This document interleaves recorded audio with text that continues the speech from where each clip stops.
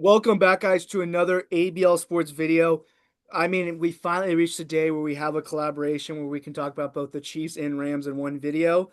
Trent McDuffie, as we all know, has been traded to the Rams for a first round pick this year. I believe it's 29th overall, a fourth, fifth, and then a third next year. And I'm joined by Marlon Allen. His Instagram Rams Talk linked in the description as always.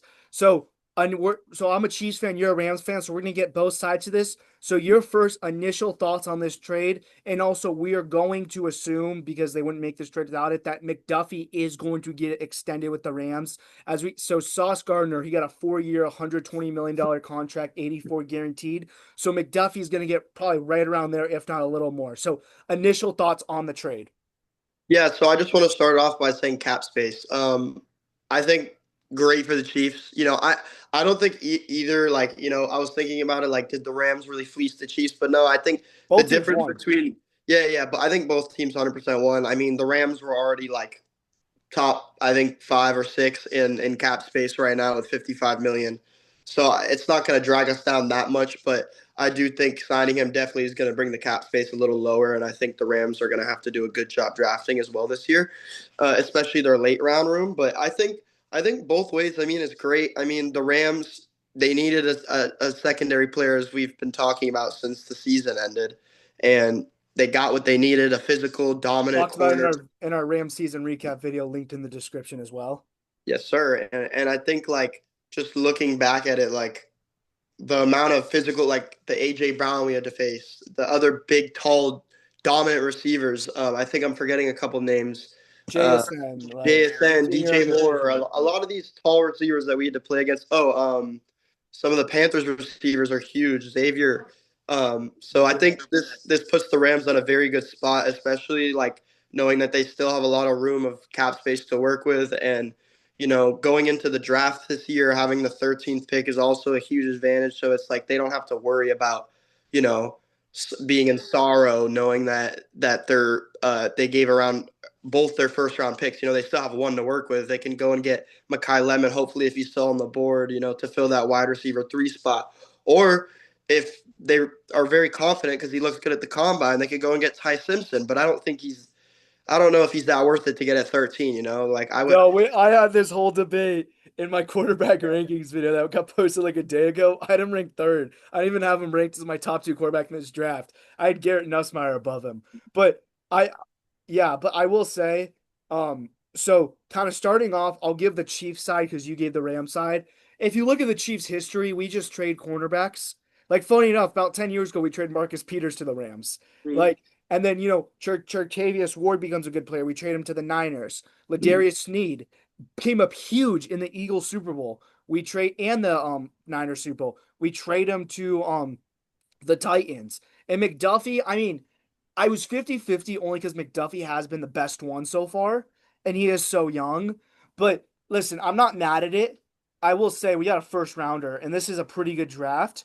And I kind of look at it, McDuffie. I mean, we just simply couldn't afford to pay him.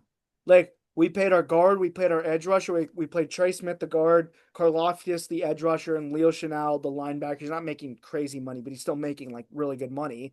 So someone had to go. Unfortunately, it was McDuffie.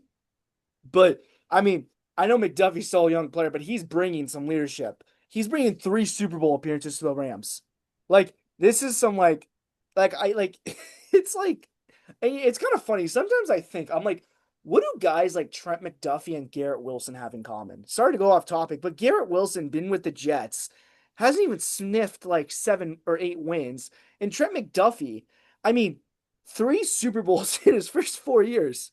Like, I mean, it's ridiculous, bro. And you look at it like when you look at it like that too, you look at a bunch of other people. Like, of course, you can't even compare. Like, I mean, Sam Darnold did great this year. I mean, he yeah, struggled on the Panthers. 49ers didn't get to see the field really.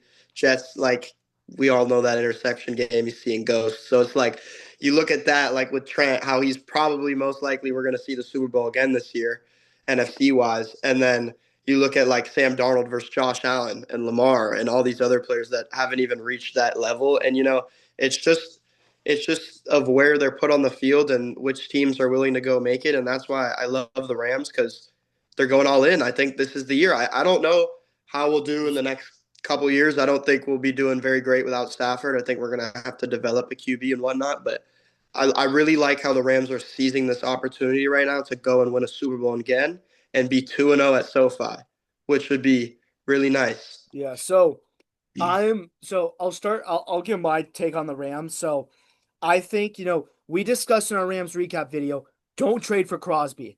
Not that Crosby isn't a great player. I think Crosby's a top 10 player in the NFL. We both said that in the video. But your D line is solid. If it ain't broke, don't fix it. You didn't need a linebacker.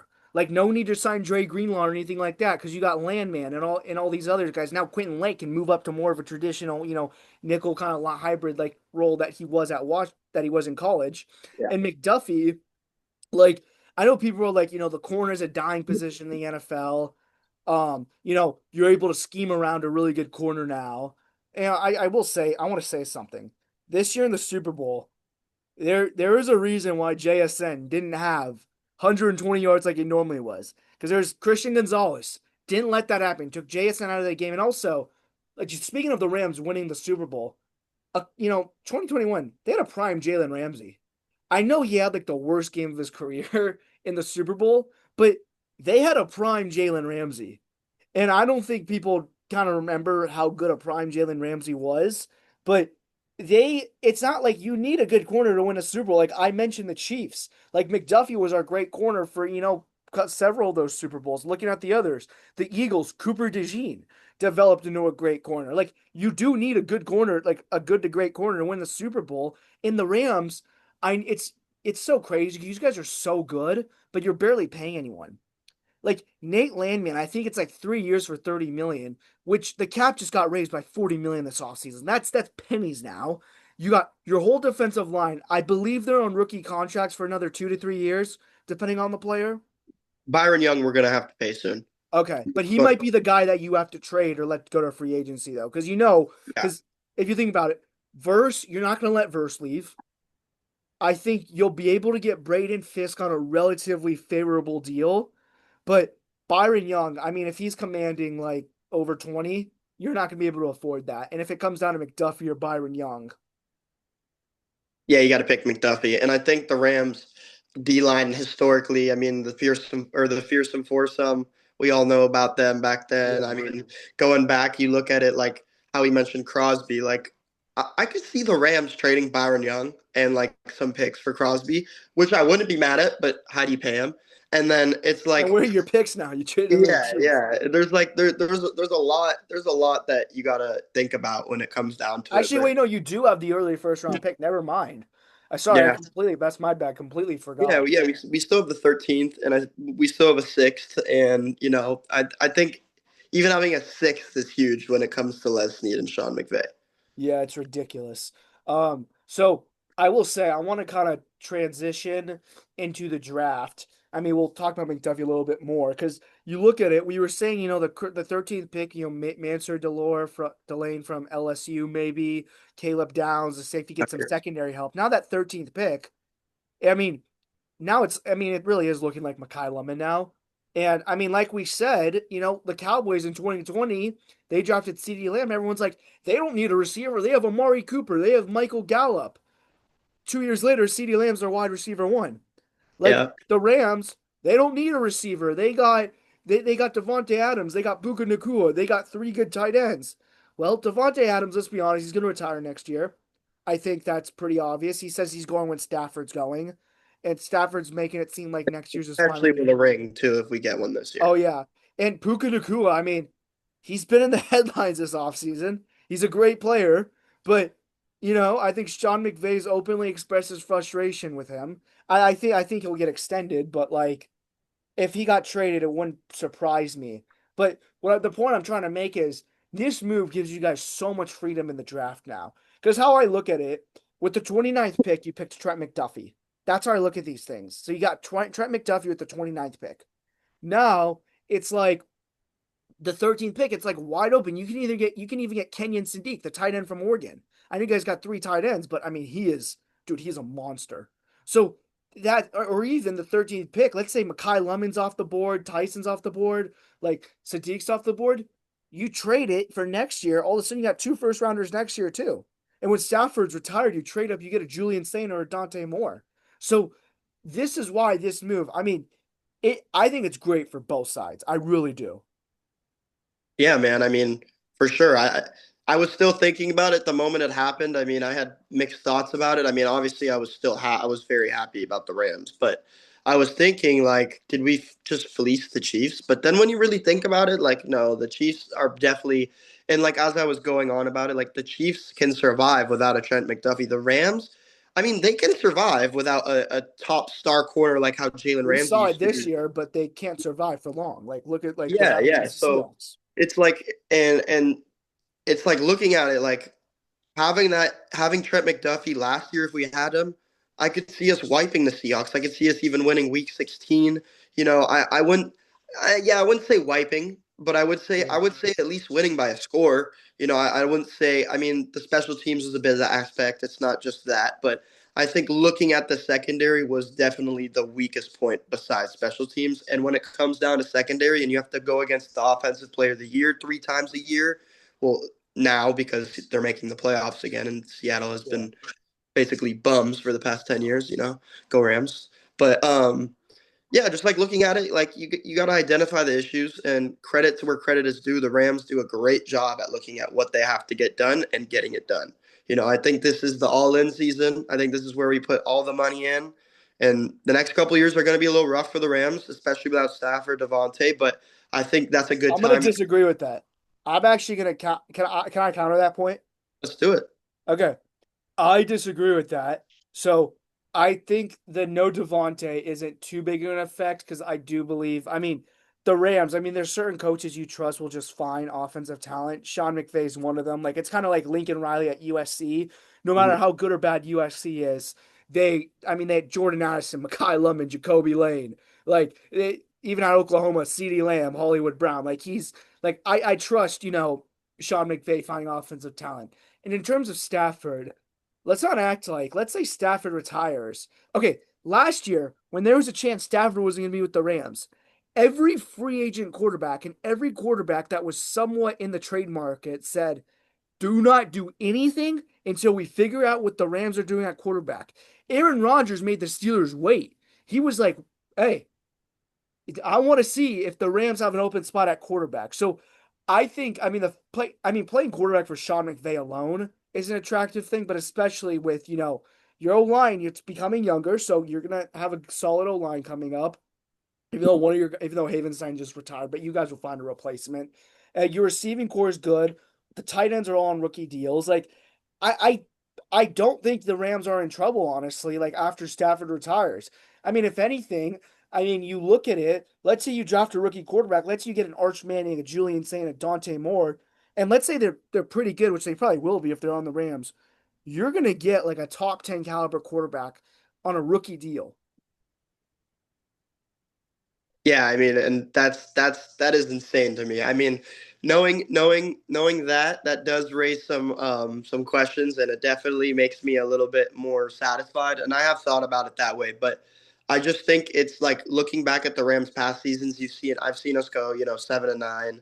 I've seen us, have some off years, especially like after the Super Bowl, we didn't do amazing the next year, but it's like, or after we won the second Super Bowl that we had at SoFi.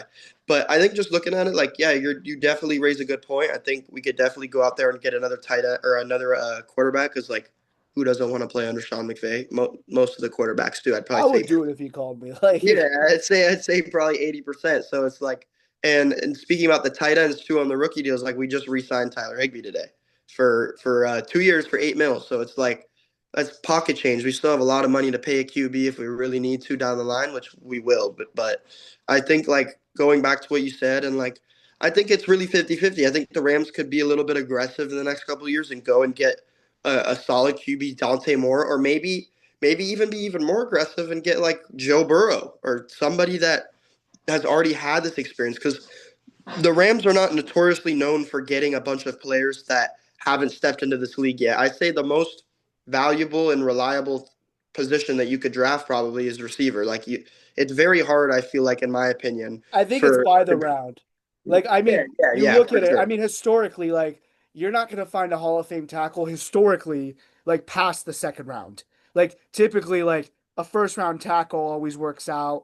I think running backs outside of like your Christian McCaffreys and Bijans, like that you can get them anywhere. Receivers, kind of the same thing. Like you can kind of find like now. I mean, with all these 7-on-7 camps, like in height, like it's yeah. And defense, I think offensive line and defensive line, in my opinion, are the only positions that you know first first round. That's kind of where you find them. Like a Max Crosby is a one in like a million.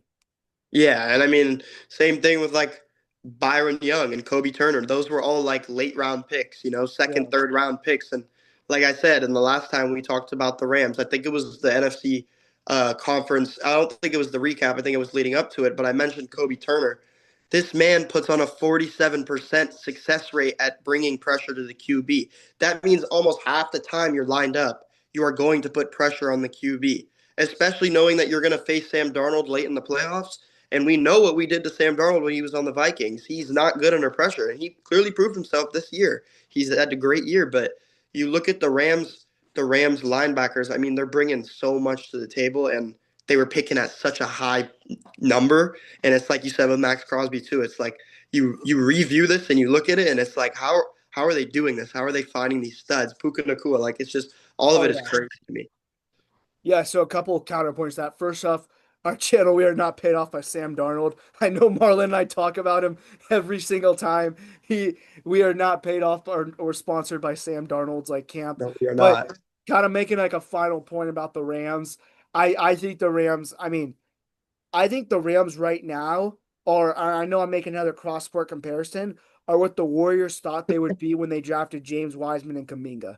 Like the Rams, they got this second generation of guys coming in, and that's what the Chiefs too. Like we got a younger second generation type group coming in. McDuffie was supposed to be a part of that group, but like I said, you can't pay everybody, and that's okay. It's the NFL. It's not the MLB where you could be the Dodgers and have your eighth hitter making $25 million. Like you can't pay anyone. That's part of the game.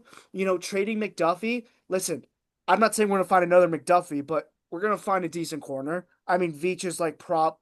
Veach outside of John Snyder and Les Snead's the best drafting GM in the NFL.